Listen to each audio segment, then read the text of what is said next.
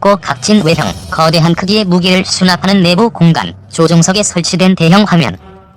레이더에 거의 포착되지 않는 5세대 스텔스 전투기의 상징들이다. 1990년 1차 걸프전에서 F-117 스텔스 전폭기가 이라크군을 제압하는 모습을 목격한 세계 각국은 스텔스기 확보에 열을 올렸다. 많은 사람들은 스텔스기가 미래 공군의 핵심이 될 것이라며 스텔스 열풍에 힘을 실었다. 1차 걸프전으로부터 30년이 흐른 지금은 어떨까? 5세대 스텔스 전투기 F-35가 생산 중이지만 여러가지 이유로 과거에 개발된 기종들을 완전히 대체하지는 못하고 있다. 라파라 타입은 전투기는 물론 1970에서 1980년대 등장한 F-16과 F-15도 꾸준히 주문을 받으며 건재함을 과시하고 있다. 이 같은 추세는 2030년대 실전 배치될 한국형 전투기에도 영향을 미칠 전망이다. 무장과 기술적 신뢰성이 핵심. F-35는 일반적인 레이더로는 탐지가 매우 어렵다. F-35가 스텔스 전투기를 상징하는 기종인 이유다. 하지만 스텔스 성능에 지나치게 의존하면서 F-35의 약점인 빈약한 무장 문제가 두드러지는 모양새다. F-35의 공대공, 공대지 무장은 기존 F-16과 큰 차이가 없고 장거리 지상 타격 능력은 F-15보다 부족한 실정이다. B-1B 전략 폭격기나 F-15E 전투기를 포함해 타격 수단이 많은 미국 공군은 대체할 방법이 있지만 공군 규모가 작아 전투기 한 대의 다양한 역할을 맡기는 나라에서는 문제가 될 수 있다. 전투기의 기본적 임무인 공중전에서는 문제가 더욱 심각해진다. 중국과 러시아가 미국산 AIM-130 중거리 공대공 미사일보다 더 빠르고 멀리 날아가는 미사일을 개발한 상태다. 중국은 J-20 스텔스 전투기에 음속의 5배 속도로 300km 이상을 날아갈 수 있을 것으로 추정되는 B-15 공대공 미사일을 탑재했다. 러시아도 Su-35 전투기에 사거리 400km의 R-37을 장착했다. 레이더에 잘 잡히지 않는 F-35를 직접 타격할 수는 없어도 주기경보 동적이나 전자전기 등 F-35의 비행을 지원하는 항공기는 충분히 공격이 가능하다. 이에 미국은 2020년대 초 실전 배치를 목표로 AIM-260 장거리 공대공 미사일을 개발하고 있으나 중국과 러시아보다 늦었다는 지적을 피하기 어렵다. F-35에 대한 기술적 신뢰성도 아직 확보되지 않았다. 외신 보도에 따르면 미 국방부 작전시험평가국의 지난해 11월 평가에서 F-35 소프트웨어 결함이 873건 발견됐다. 작전시험평가국은 F-35에 탑재된 25mm 기관포는 받아들일 수 없는 정확성을 가지고 있다고 밝혔다. 성능 개량을 거쳤지만 한 세대 이전의 전투기인 F-16V에 대한 주문이 꾸준히 이어지고 미 공군이 최근 F-15X 도입을 결정한 것도 기술적 신뢰성과 무관치 않다. F-15와 F-16은 여러 차례 실전에서 성능이 검증됐고 대량 생산된 덕분에 저렴하며 다양한 용도로 쓸 수 있는 능력을 갖췄기 때문이다. 한 발 늦었지만 KF-X도 도전할 만하다. 스텔스의 함정에 빠진 미국과 달리 유럽은 항공무장과 레이더 강화에 초점을 맞췄다. 미국처럼 5세대 스텔스 전투기를 만드는 대신 타이푼이나 라팔처럼 기존 방식대로 제작된 전투기를 운용한다.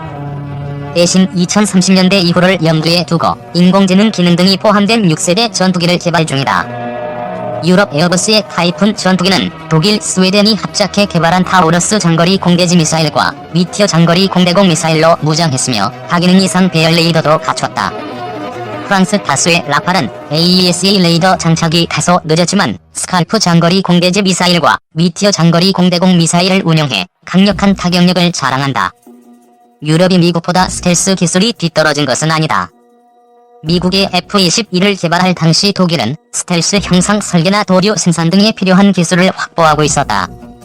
하지만 레이더를 비롯한 대스텔스 기술의 발달을 염두에 두고 균형 잡힌 설계를 갖춘 전투기 개발로 선회했다. 전투기는 한번 개발되면 수정이 쉽지 않다. 특히 F-35처럼 고도의 스텔스 기능이 포함된 기체는 더욱 어렵다.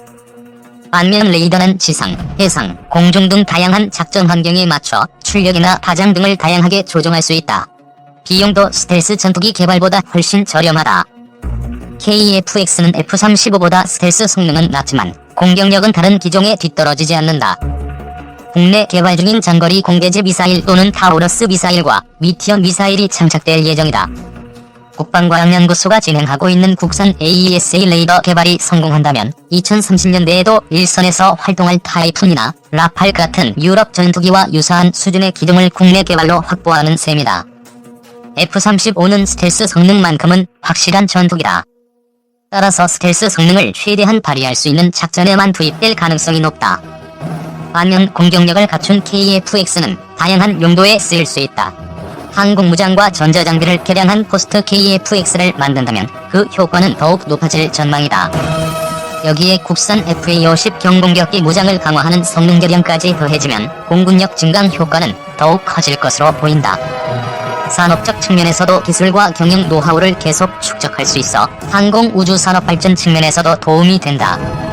FA-50은 필리핀 이슬람 반군 소탕작전에 투입된 적이 있어서 기술적 향상이 뒷받침된다면 검증된 기체로서 해외 수출의 탄력을 받을 수 있다.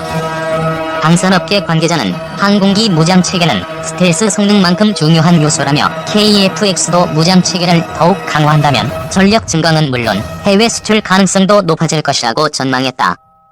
1992년 탐색 개발이 T-50의 첫 발걸음미 로키드 마틴이 기술 지원 맡았지만 짧은 일정에 성공하면 정지지겠다. 개발팀 세계 최초 3차원 컴퓨터 설계 모형 제작 생략 보잉도 기술력 인정. 연구원들 휴일 반납 2명 과로로 순직 2003년 세계 12번째 초음속 비행 성공. 미국이 기술 전수를 거부해 아예 처음부터 우리 기술로 개발한 다기능 이상 배열 레이더가 최근 출고식을 갖고 모습을 드러냈습니다.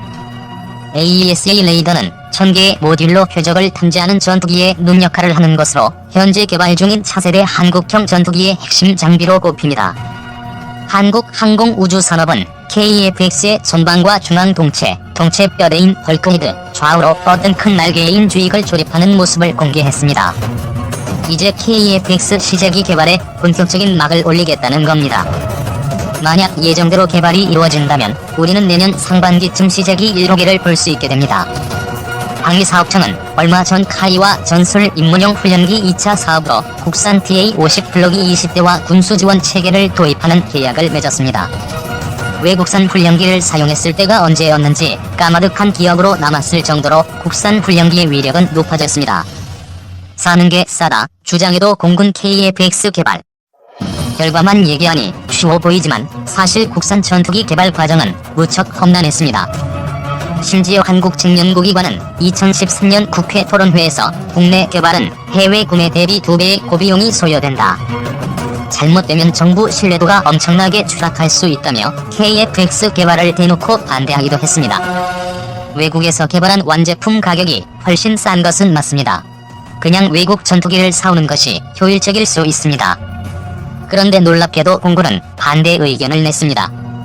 당시 송택환 공군본부 중장은 토론회에서 국산 전투기를 개발하면 개조와 개발이 쉽고 신속한 군수 지원이 가능한 데다 운영비도 줄일 수 있다.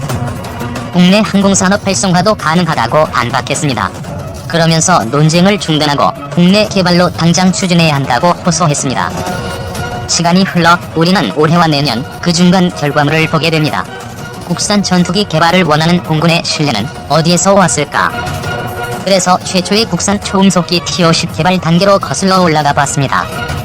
20일 공군과 카이에 따르면 골든 이글이라는 별명을 얻은 T-50 개발 사업은 카이의 전신인 삼성항공이 1992년부터 탐색 개발을 시작하는 것으로 발걸음을 뗐습니다. 국산 초음속 전투기 개발을 위한 첫 단계였습니다. TA-50 블록이 훈련기와 블랙이글스로 유명한 T-50B가 모두 이 기체에서 파생된 것입니다. FA-50 경공격기도 이 기술을 기반으로 탄생했습니다. 개발사는 1997년부터 공군과 정식으로 계약을 맺고 본격적으로 T-50 개발에 나섰습니다. 지난해 10월 경기 성남 서울공항에서 열린 서울국제항공우주 및 방위산업 전시회 프레스데이 행사에서 공군의 차세대 한국형 전투기 실물 모형이 공개되고 있다. 서울신문TV. 이 로키드 마틴 기술진 불가능한 개발. 당시 기술 지원을 위해 한국에 파견된 미국의 로키드 마틴 기술진은 지난 10년도 되지 않는 개발 일정에 대해 손에 장을 찢으겠다는 한국식 농담까지 던지며 고개를 저었습니다. 예산을 더 확보하든지 인원을 대폭 충원하지 않으면 일정을 맞출 수 없다고 권장담했습니다. 1997년 IMF 외환 위기가 덮쳤습니다. 1달러당 900원이던 환율이 1개월 만에 2,000원으로 올라 개발 비용이 폭증했습니다. 나라가 흔들리는 상황에서 연구팀은 알아서 위기를 극복해야 했습니다. 당시엔 모든 항공기 제조사가 실물 모형부터 설계했습니다. 그런데 연구팀은 세계 최초로 3차원 컴퓨터 설계 프로그램을 설계 전 과정에 적용해 실물 모형 제작 과정을 생략했습니다. 참관차 방문한 미국 보잉 관계자는 CATIA를 만든 다수보다 더 CATIA를 잘 활용하는 것 같다고 평가했습니다. 그렇게 해서 설계의 8개월이 줄었습니다. D-51흉령상 한국항공우주산업 제공. 개발팀은 모든 휴일을 반납하고 월화수목금금금 근무했습니다. 명절도 예외가 아니었습니다. 그 과정에 연구원 2명이 안타깝게 과로로 순직했습니다. 이런 일화도 있습니다. 어느 날 설계 점검 조회를 하고 있는데 갑자기 젊은 팀원의 코에서 코피가 흘러나왔습니다. 그들은 코딱지 파았냐? 고의서 넘기고 대수롭지 않은 척했습니다. 하지만 동료가 보지 않는 곳에서는 눈물을 흘렸다고 합니다. 한 연구원은 몸이 아파도 쉬는 사람이 없었다. 누구에게 잘 보이려고 그런 것은 결코 아니었다. 그저 한 명이 빠지면 더 힘들 동료 생각밖에 없었다고 토로했습니다. 극도의 긴장과 정신적인 스트레스 때문에 정신병원에 입원한 이도 있었습니다. 착륙장치를 공급한 프랑스 개발사는 철야 근무를 당연하게 생각하는 한국 연구팀에 시달려 사직서를 쓴 인원이 속출하기도 했습니다. 양사 기술팀은 회사 앞 나무에 목을 매일 각오로 납기를 맞추겠다는 지금은 상상조차 할 수 없는 과격한 다짐까지 했습니다. 국방과학연구소가 지난달 23일 공개한 차세대 한국형 전투기 핵심 장비 다기능 이상 배열 레이더.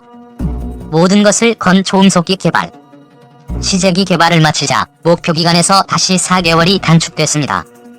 록히드 마틴 측은 입을 다물지 못했습니다. 더 이상 불가능을 얘기하지 않았습니다. 눈여겨본 이부 연구원은 아예 합동 전폭기 F-35 개발을 위해 데리고 갔습니다. 한일 월드컵 4강 진출로 국민들의 자부심이 어느 때보다 높아졌던 2002년 8월 시제기 초도 비행은 조광재 중령이 탑승한 가운데 비공개로 진행됐습니다. 사고나 실패 위험이 있었기 때문에 언론 보도는 한 줄도 없었습니다. 그리고 2개월 뒤에야 언론 앞에서 공개적으로 비행 행사를 가졌습니다. 2003년 2월 18일 마하 1.0으로 세계에서 12번째로 국산기 초음속 비행에 성공했습니다. 지난 고생이 떠올랐는지 개발팀은 환호성을 지르고 일부는 눈물을 흘렸습니다. 초도 비행을 한 조중령은 이후 공군본부 감찰실장, 공군 군수사령관 등을 역임하고 올해 공군 소장으로 전역했습니다. 공군은 고난과 노력, 성공의 역사를 잘 알기 때문에 국산 전투기 개발을 지지할 수밖에 없는 것입니다. 이것은 국민 다수의 생각과 일치합니다. 목숨을 걸고 만든 전투기 기술이 KF-X로 꽃을 피워 신종 코로나 바이러스 감염증으로 어려움을 겪는 많은 국민들에게